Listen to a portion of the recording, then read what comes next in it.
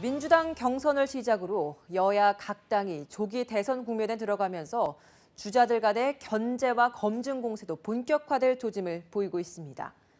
모든 주자가 약점과 단점을 드러내고 있지만 하늘을 움직이려는 노력이라면 이를 강점과 장점으로 만들어내지 말라는 법은 없습니다. 네, 오늘 여의도 족집게에서는 저마다 지닌 약한 고리와 방어책을 소개하는 시간 마련했습니다. 김재현 기자입니다.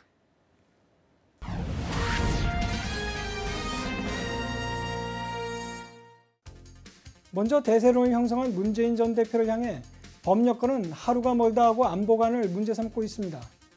대통령이 되면 북한에 먼저 가겠다는 발언, 송민순 전 외교장관이 회고록에서 제기한 북한 인권 결의안 관련 논란 등이 이미 공격 소재로 활용됐고, 최근 북한의 탄도미사일 발사 등 안보 이슈가 잇따라 불거지면서 공세의 강도가 더 커지고 있습니다.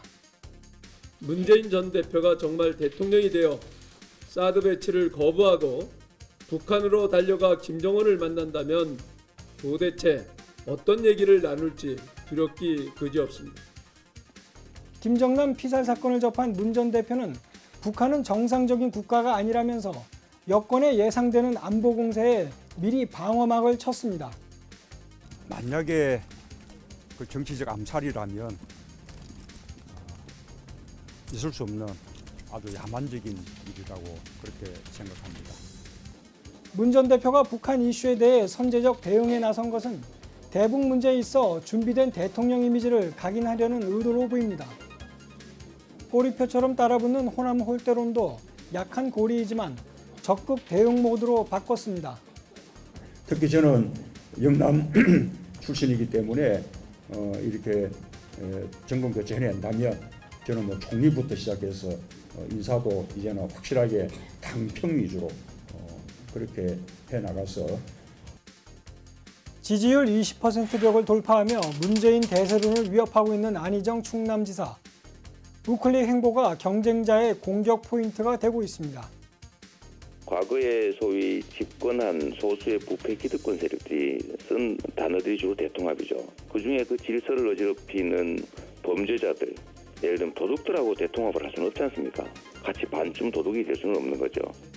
대연정 카드를 꺼냈다가 역풍을 맞았지만 안 지사는 밀고 나갈 태세입니다. 여기서 물러난다면 소신 있는 젊은 정치인의 이미지가 훼손될 수 있다는 우려가 작용한 것으로 보입니다. 언제까지 지금 정부 청와대와 행정부와 의회가 이런 구조 내에서 어떠한 의사결정도 못하고 어떠한 협치도 못하는 이런 구조는 언제까지 가겠습니까? 저 이거 바꾸고 싶습니다. 안 지사가 경선에 승리하기 위해선 대연정과 사드 배치 찬성의 입장에 변화를 줘야 한다는 주문이 많습니다. 문제는 도로 좌클릭을 했다가는 대선에서 발목을 잡을 수 있다는 점. 단기적으로 지지율 상승을 위해 위장 전술을 썼다는 지적이 나오면 대선 가도에 큰 타격이 될 수 있습니다.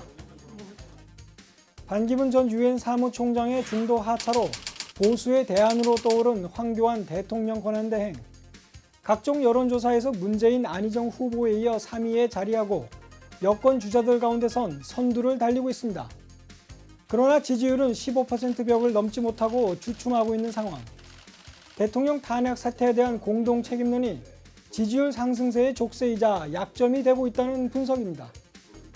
대통령 탄핵과 최순실 국정농단의 책임이 있는 황 권한대행은 마치 본인은 아무 책임도 없다는 듯 대통령 행세를 하고 있습니다. 대선 출마 문제를 놓고 황 대행은 전략적 모호성을 유지하고 있지만 조기 대선이 가시화될수록 압박 강도가 한층 커질 전망입니다. 국민의당 안철수 전 대표는 최근 정체성이 도마에 올랐습니다. 최순실 게이트를 전후로 강철수란 이미지를 쌓았지만 최근 촛불 집회에 방송 출연을 이유로 불참했고, 사드 배치에 부정적이었던 태도는 김정남 피살 사건 이후 슬며시 바뀌었습니다. 사드 배치에 대해서 한미 양국이 공식적으로 이미 합의한 내용을 고려하면서 관련 현안 문제를 국익에 부합하게 해결해 나가겠다. 제가 들어도 무슨 말인지 헷갈리고 있습니다. 안철수 전 대표의 중도 우클릭 행보는 답답한 지지율을 의식한 것으로 해석되지만 자칫 소도 잃고 외양간도 잃을 수 있다는 우려가 고개를 듭니다. 물론 최후의 일전을 내다본 승부수라는 평가는 여전합니다. 바른정당 유승민 의원은 배신자의 굴레를 벗어나는 것이 당면 과제가 됐습니다.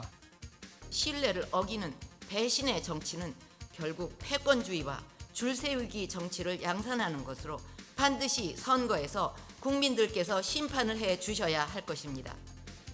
박 대통령이 더 씌운 배신의 프레임은 보수의 아성이자 자신의 고향인 대구 경북에서 유독 먹히고 있어 보수표 흡수에 장애가 되고 있습니다.